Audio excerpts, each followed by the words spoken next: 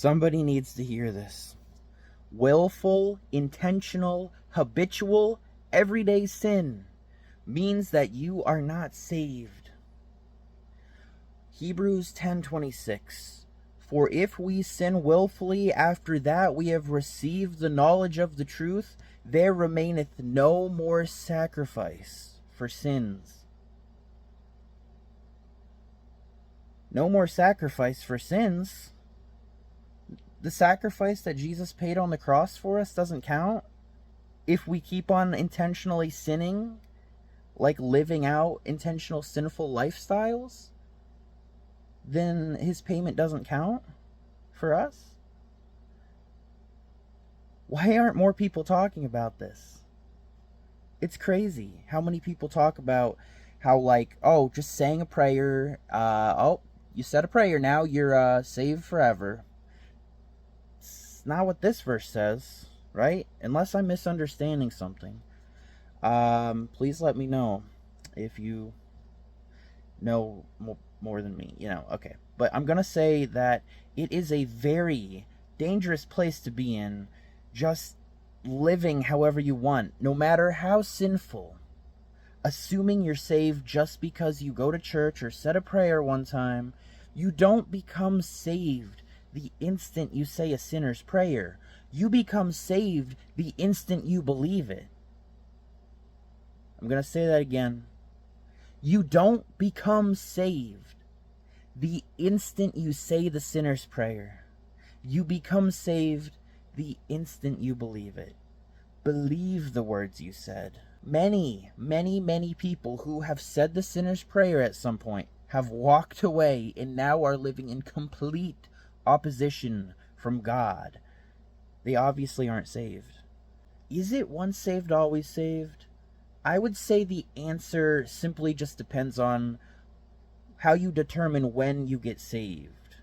I think it may help illustrate this by looking at Judas. Was Judas saved? I don't think so. He wasn't, right? He betrayed Jesus, so how could he be? But up until then, he was walking alongside Jesus and doing what he said and living for him, right? Wasn't he? Had Judas died, it's a good question, something to really think about. Had Judas died the day before he betrayed Jesus, would Judas have gone to heaven? That's really deep. That's a really hard thing to even begin to try and wrap my head around. Like, I'm honestly not sure. I'm not positive if I know the answer. Like, I would assume, I have to assume that he wouldn't have gone to heaven, right? Because he must have never truly believed, like never actually truly fully believed that Jesus was and is the Christ for him to end up doing that. Like, he wouldn't have if he knew, right?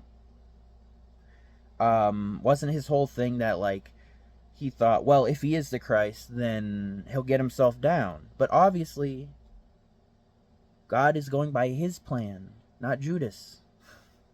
He's not going to change his plans. He's not going to do it some other way. He's not going to get down from the cross. That's the entire reason he came to earth in the first place. And even after turning him in, it is interesting how Judas still did feel tremendous guilt after doing that, and he ended up hanging himself, which is so heartbreaking. But even Judas taking his own life was a sin in itself. And technically, yes, it needed to happen to get Jesus to the cross, again, his entire reason for coming down to earth. But, God would have simply found another way, another person to turn Jesus in, had Judas had a pure heart and not done that. So no, Judas still had free will. He wasn't a mindless zombie who was being forced by God to turn Jesus in and go to hell. God, in his perfect, omnipresent foreknowledge, already knew before he even created everything that Judas' heart was going to go against Jesus. Had Judas truly believed, he never would have done it, right? Are you a Matthew, a Mark, a Luke, or a John? I mean, are you saved?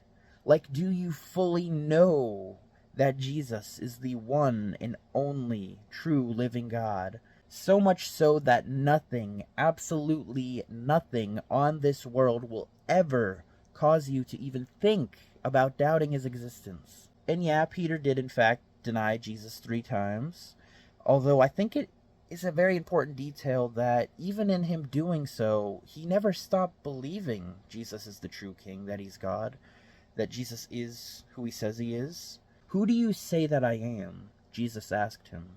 "I say that you are the Christ," Peter told him. Of course it was wrong of Peter to deny Jesus, but that didn't mean that he wasn't saved. At least that's how I'm understanding it, right? And I just need to make clear that by no means am I an expert on this stuff. I am no better than you. I am just a guy on the other side of the screen. I'm capable of error. So please let me know anytime if I accidentally say something wrong or misunderstand something. Unless you're just gonna try and tell me that I'm wrong about the pre-tribulation rapture. It's not a salvation issue, and it's just different because, like, it's simply just a different perspective, a different viewpoint, rather than making a mistake, right? If that makes sense. So again, I ask you, are you a Peter, Paul, Silas, or Mary? Are you saved? As in, are you so sure that Jesus is the only way to heaven that you would die for him? But you know what's even way more impressive to God than to die for him? To live for him. There are so many people right now claiming they would die for God, but aren't even living for him. Think about that. If I was married and I told my wife that I would die for her, that's great. That's the right attitude. But if I'm not even living for her, if I don't even tell her I love her or give her any attention, something's wrong. So again, I ask you, are you an Andrew, Thomas, James, or Simon? Are you saved, or are you a Judas, where you haven't yet quite fully put your faith in him? Like, you think he's probably God, but like, you know, maybe if like someone were to offer you $1,000,000 to leave your faith, would you? And if you would have done that, did you really learn anything? The most expensive mansion on earth wouldn't even make for a nice backyard in heaven. Like, if you could compare your mansion on earth next to any mansion in heaven, it would look unusable, just hideous to look at. I mean, I can only assume so anyway, but you get my point. Or are you not letting go of Jesus for anything? Or if someone threatened your life to deny Jesus and actually stop believing in him, would you? You just have to be still and know that he is God. Some of you watching may not know he's God, but you can. Please do just seek him with your whole heart. Believe that he died for you, that Jesus is the only way to heaven, that he is the Christ, that he is God. Thank you, guys. God bless you. Peace. Have a great one.